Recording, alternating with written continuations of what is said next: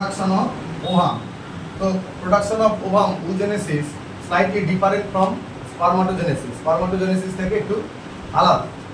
এখন ওভামে এই যে প্রোডাকশন অফ ওভাম তৈরি হয়েছে, ওভামটা তৈরি হওয়া শুরু করেছে কখন না এমব্রায়োনিক ডেভেলপমেন্টের সময়।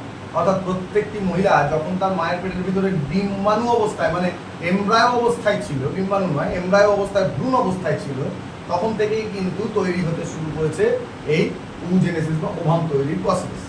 এখন এই যে প্রাইমারি oocyte সেল আর প্রাইমারি ফলিকল যেটা তৈরি করছে surrounded by the primary oocyte cell দিয়ে তারা সারাউন্ড করা থাকে।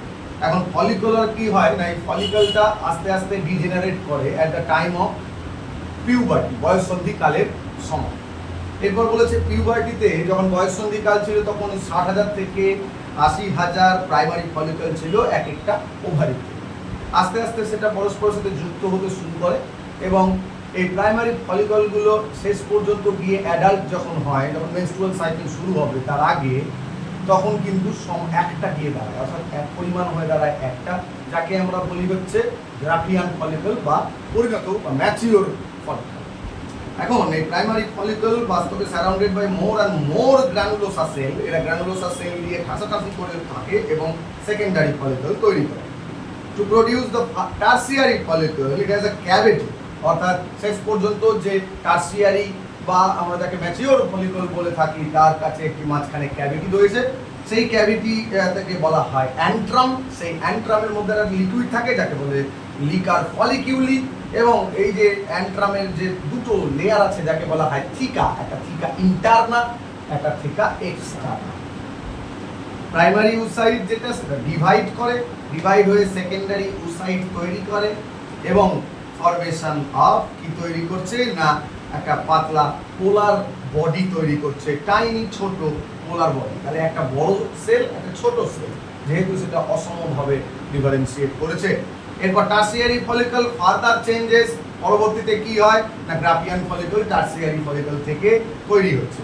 সেকেন্ডারি oocyteর মধ্যে দুটো একটা নিউ মেমব্রেন তৈরি হয়েছে যাকে আমরা বলি জোনা পেলুসিটা, এবং গ্রাফিয়ান ফলিকল রাপচার হয়ে যাচ্ছে মানে নষ্ট হয়ে যাচ্ছে এবং রিলিজ করছে কি, রিলিজ করছে সেকেন্ডারি oocyte যাকে আমরা বলছি হচ্ছে ওভাম। এবং এই যে ওভাম তৈরির পদ্ধতি বা ওভাম রিলিজের পদ্ধতি যাকে আমরা বলছি ওভিউলেশন। এবার আমরা মেনস্ট্রুয়াল সাইকেলের যদি কথা বলি, তো প্রথম যে মেনস্ট্রুয়েশন সাইকেল চালু হয় রজচক্র, তখন তাকে বলা হয় মেনার্কি। আর গর্ভাবস্থা বা সময় বন্ধ থাকে প্রেগনেন্সির সময় এবং মোটামুটি 45 to 50 বছর বয়সে গিয়ে এটা স্টপ করে যায়, তখন তাকে আমরা বলি মেনোপজ। এবারে বলেছে প্রতি 28-29 দিন ইন্টারভেল অন্তর অন্তর এটা কিন্তু মহিলাদের ক্ষেত্রে হতে থাকে। এখন মেনস্ট্রুয়াল সাইকেল বাস্তবে তিনটে ফেজে ডিভাইড করেছি। প্রথম ফেজটার নাম হচ্ছে মেনস্ট্রুয়াল ফেজ। তাহলে প্রথম ফেজটার নাম হচ্ছে মেনস্ট্রুয়াল ফেজ। এখন মেনস্ট্রুয়াল ফেজের ক্ষেত্রে কি হয়েছে, মেনস্ট্রুয়াল ফেজের ক্ষেত্রে যেটা মোটামুটি ভাবে 3 থেকে 5 দিন পর্যন্ত স্থায়ী থাকে এবং এখানে এন্ডোমেট্রিয়াম, জরায়ুর এন্ডোমেট্রিয়ামটা রাপচার করে, যার ফলে কি হয় না, যার ফলে ওই জায়গাটা ক্ষতিগ্রস্ত হয়ে ব্লাড মিউকাস বেরিয়ে আসে এবং ব্লাডের পরিমাণ মোটামুটি ভাবে 70 ml। তাহলে এটা 3 থেকে 5 ডেজ স্টে করে, 70 ml এর মতো ব্লাড রিলিজ করে। আর হচ্ছে মোটামুটি ভাবে আমরা বলতে পারি যে এটা জরায়ুর যে এন্ডোমেট্রিয়াম রয়েছে সেই এন্ডোমেট্রিয়াম বাস্তবে কি হয় না, সেই এন্ডোমেট্রিয়ামটা রাপচার করে, যার জন্য ব্লাড এবং মিউকাস বেরিয়ে আসে। এরপরে বলেছে কি, এরপরে বলেছে ফলিকিউলার ফেজ। ফলিকিউলার ফেজ হচ্ছে এটা 2 নম্বর ফেজ হচ্ছে ফলিকিউলার ফেজ। এখন ফলিকিউলার ফেজ মোটামুটি ভাবে 9 থেকে 13 দিন পর্যন্ত স্থায়ী হয় এবং এটা প্রাইমারি ফলিকল সেখানে কি হয় না, প্রাইমারি ফলিকল থেকে সেখানে ম্যাচিওর গ্রাফিয়ান ফলিকল তৈরি হয়। তার মানে ফলিকিউলার ফেজে কি হবে, ফলিকিউলার ফেজে প্রাইমারি যে ফলিকল রয়েছে সেই প্রাইমারি ফলিকল থেকে গ্রাফিয়ান ফলিকল তৈরি হবে, গ্রাফিয়ান ফলিকল তৈরি হবে। ফলিকুলার ফেজ হলো। ফলিকুলার ফেজের পরে কি আছে না, ফলিকুলার ফেজের পরে আছে লিউটিয়াল ফেজ। লিউটিয়াল ফেজ তাহলে কি না 3 নম্বর। এই ফলিকুলার ফেজের মধ্যে আমরা আরেকটা জিনিস বলতে পারি যে ফলিকুলার ফেজের সময় 9 থেকে 13 দিন পরে 14 নম্বর দিনে অর্থাৎ 28 দিন সাইকেল যদি বলি, ওই সময় ওভিউলেটরি ফেজ বলে একটা ছোট্ট ফেজ আছে। ওভিউলেটরি ফেজ মানে হচ্ছে এই সময় যখন ওভিউলেশনটা ঘটে, অর্থাৎ মোটামুটিভাবে 14 ডেজ। আমরা আরো ভালো করে বলতে পারি যে ওভিউলেটরি ফেজের মধ্যে যদি বলা হয় ওভিউলেটরি ফেজ, এই ওভিউলেটরি ফেজ মোটামুটি কত না ঠিক আধাহাদি সময়, অর্থাৎ 12 to 18 ডেজ। এই মাঝখানটাতে 12 to 18 ডেজে থাকে হচ্ছে ওভিউলেটরি ফেজ, অর্থাৎ ভালো করে বলতে গেলে মাঝখানে যে যদি এটা 28 দিনের সার্কেল হয় তাহলে মাঝ বরাবর মানে হচ্ছে 14 নম্বর দিনে গিয়ে পড়বে হচ্ছে ওভিউলেটরি ফেজ। ওটা হচ্ছে ওভিউলেশন হবে, মানে ওভামটা রিলিজ হবে, সেকেন্ডারি উসাইট যেটাকে আমরা বলছি।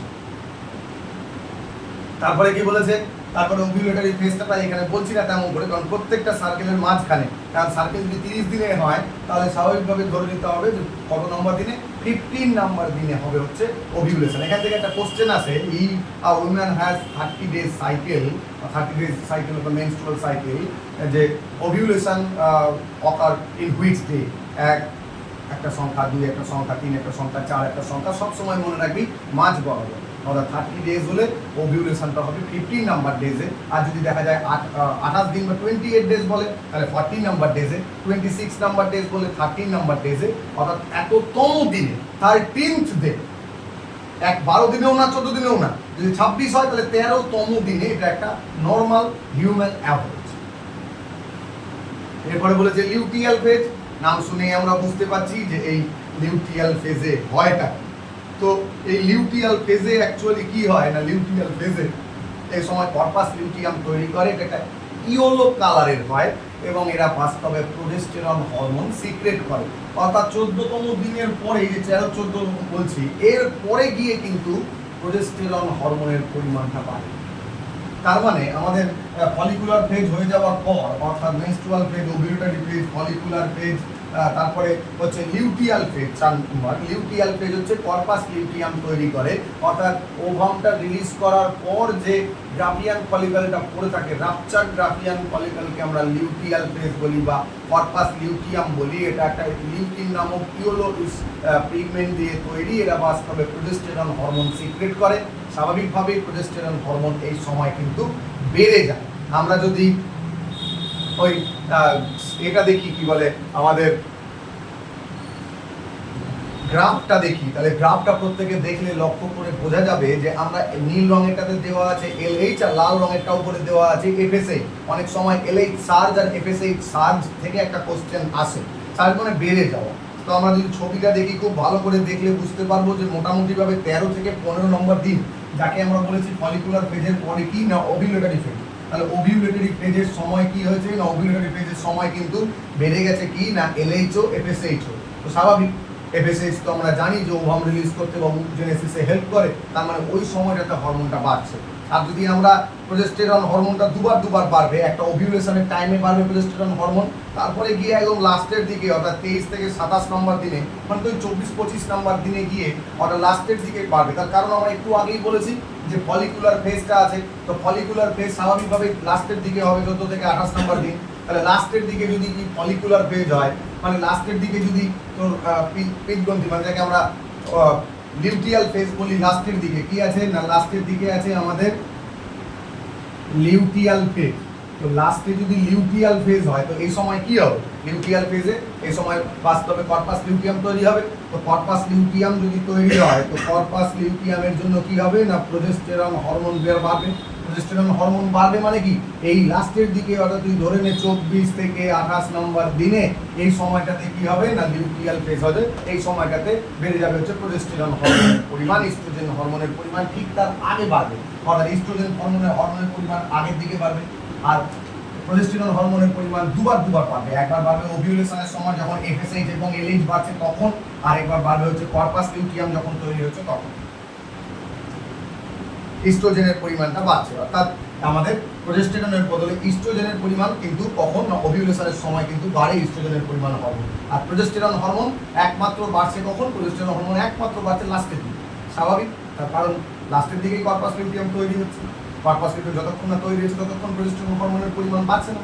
কর্পাস লিউটিয়াম তৈরি হচ্ছে, প্রোজেস্টেরন হরমোন ক্ষরণ হচ্ছে, তখন প্রোজেস্টেরন হরমোনের পরিমাণ বেড়ে যাচ্ছে। ইস্ট্রোজেন হরমোন আগে বাড়ে, কারণ আমাদের ইস্ট্রোজেন হরমোন ফলিকুলার ফেজটাতে হেল্প করতে সাহায্য করবে। ইস্ট্রোজেন হরমোন বাড়বে, 13 to 15 নম্বর সময় দিনে ইস্ট্রোজেন হরমোন বাড়বে, FSH হরমোনের পরিমাণ বাড়বে, LH পরিমাণ বাড়বে, তিনটা হরমোনের পরিমাণ বাড়ছে। তারপর ওরা গিয়ে কমে যাবে এবং প্রোজেস্টেরন হরমোন বেড়ে যাবে। প্রজেস্টেরন হরমোন অ্যাকচুয়ালি গর্ভাবস্থাটাকে সাময়িকভাবে বজায় রাখতে সাহায্য করে। অর্থাৎ প্রেগনেন্সির সময় যদি প্রজেস্টেরন হরমোন ক্ষরণ না হয় তাহলে কিন্তু প্রেগনেন্সি বাচ্চাটা মিসক্যারেজ হয়ে যাবে।